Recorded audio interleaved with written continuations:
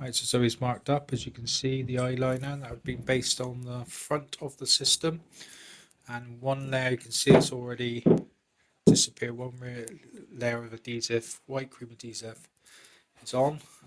Probably 2 layers, maybe 3. The haircut's been done. Since we left a bit of weight. Right, so the hair system's been bonded on before the cut. This young man pretty much has it that style anyway, don't you? You can nod. Yeah, I do. So as you can see, Zoe's left a bit of weight here, which is great for the look going back. And this is what we're known for. I challenge you to put a system on, not from Hair for All or our supplier, uncut, and it looks like that. I honestly believe most of them look like black ball stag night wigs, and then the stylists have got the work in to make them look good. Kind of agree with that. Some of the monstrosities you've seen come into your salon, beautiful.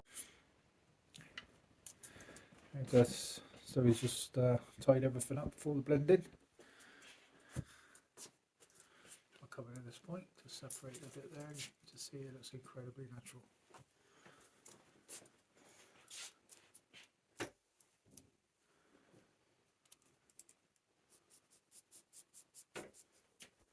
So he's just putting some Tresemme conditioner in it, as we do after fittings, because it's very bouffant. Is that the right word? Je m'appelle Philippe. Pour aller à la syndicat d'initiative, s'il vous plaît. Impressed? You're not, are you? Right. So I can see it just takes the weight off it. That looks fab.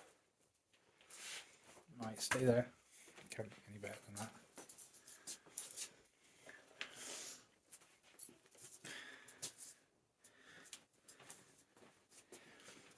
That looks very, very good. Excellent job.